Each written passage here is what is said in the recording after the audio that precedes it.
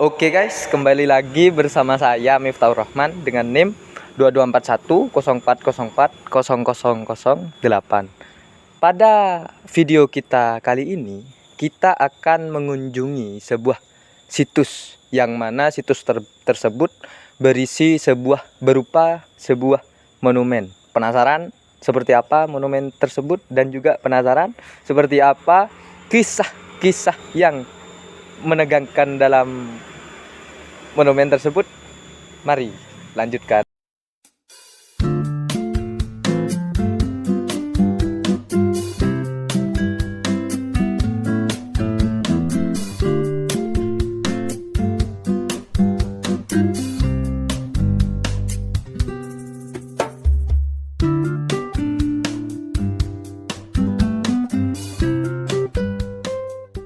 Jadi pada video kita kali ini saya kedatangan narasumber dari warga setempat. Bisa perkenalkan Bapak? Nama saya Pak Ahmad Bahrudi. Dengan Bapak Ahmad Bahrudi, bisa dijelaskan perihal latar belakang dari sejarah pahlawan Pura itu sendiri? Kalau mengenai pahlawan Pura sendiri, kita itu tahunya itu dari turun-temurun, Mas.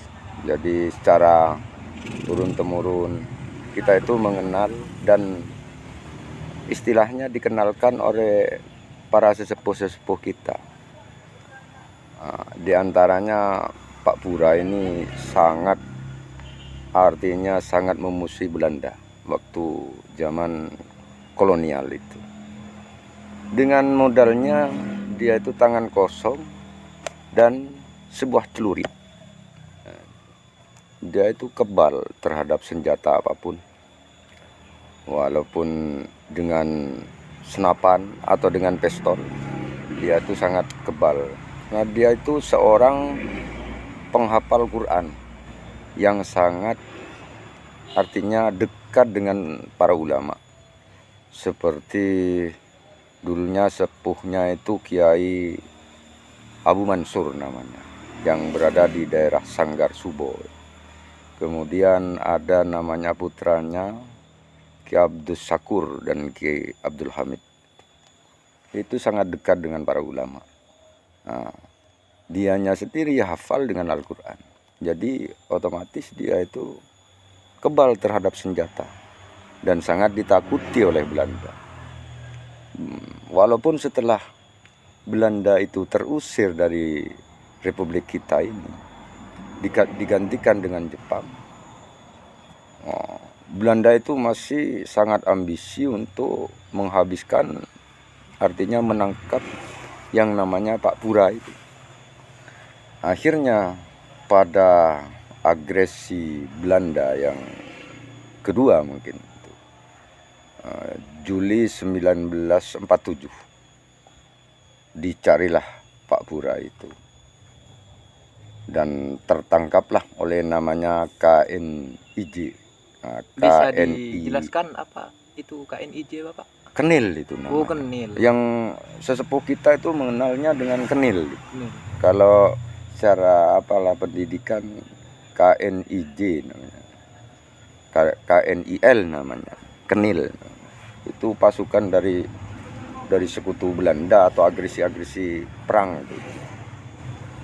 Nah, dari itulah tertangkaplah pada sekitar tahun 48, yang tepatnya tanggal 26 Maret 1948. Dia itu artinya bukan sendirian lagi waktu itu. Sangat berkaitan dengan laskar-laskar seperti daerah Kalisat ini, Ledo Ombo, Ajung Kalisat, terus daerah sini. Artinya daerah timur itu dikuasai sebetulnya. Berarti di samping kepahlawanan Pura ini berarti ada sangkut paut dengan pahlawan yang lain, pejuang yang lain seperti itu. Laskar lah istilahnya. Tetapi dia itu sangat berhubungan lagi, artinya bekerja sama dengan TNI. Seperti yang ada di Sepute itu, Muhammad Suruji. Dia TNI. Tapi Pak Pura sendiri tidak mau untuk dikenal oleh masyarakat. artinya dengan diakuinya sebagai pejuang nasional. Enggak. Dia itu cuma apa istilahnya, ingin berjuang untuk keadilan, artinya ingin membasmi penjajah dari republik kita ini sendiri. Untuk terkait dengan konflik yang terjadi pada masa pahlawan Bura ini, apa cerita yang memang menuai banyak sejarah dari masyarakat sehingga dibangunlah sebuah monumen ini? Ini ada pencetusnya, yang juga saya itu bukan artinya turun-temurun juga. Yang didirikannya itu ada yang mendirikan sebetulnya. Dedikasinya ada yang mendirikan. Katanya itu Pak Bahri. Terus ada pejuang-pejuang yang masih hidup waktu itu. Dibentuklah ya monumen seperti ini. Menurut cerita dari orang-orang di sini, khususnya itu ya tempat pembakarannya di sini. Di sini berarti. Di sini, di atas ini dibakar. Tapi ditangkapnya itu, Mas, itu ditangkap dan dikopedikan katanya. Dikopedikan itu diarak ke jalan, muter sampai ke sini lagi. Jadi diarak artinya biar rakyat itu tidak mengikuti perjuangan pahlawan Bura. Itu yang saya tahu. Kemudian kalau cerita-cerita lain ya mungkin sampean itu bisa dari tokoh-tokoh yang lain mungkin.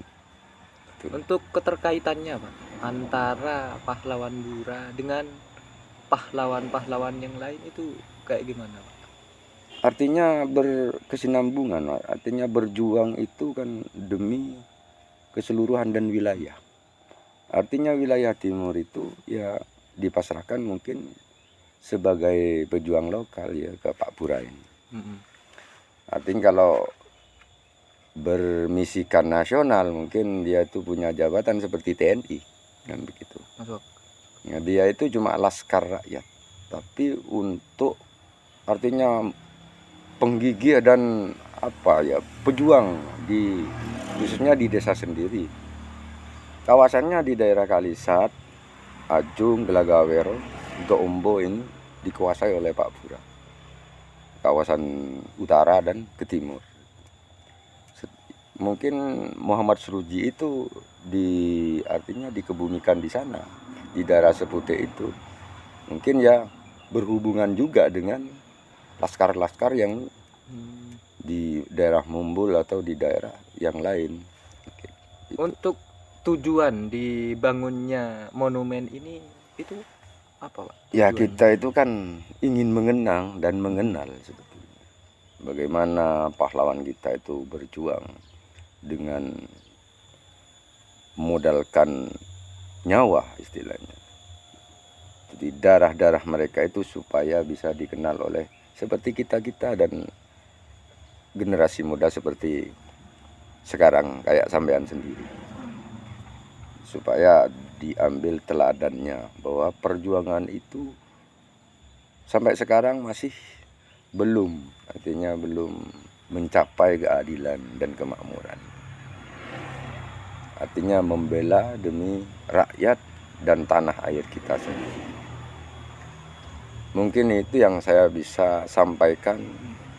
Kurang lebihnya saya itu minta maaf. Baik, terima kasih Bapak atas ilmu-ilmu yang Bapak sampaikan tentang perihal sejarah dari berdirinya monumen pahlawan Bura ini sendiri.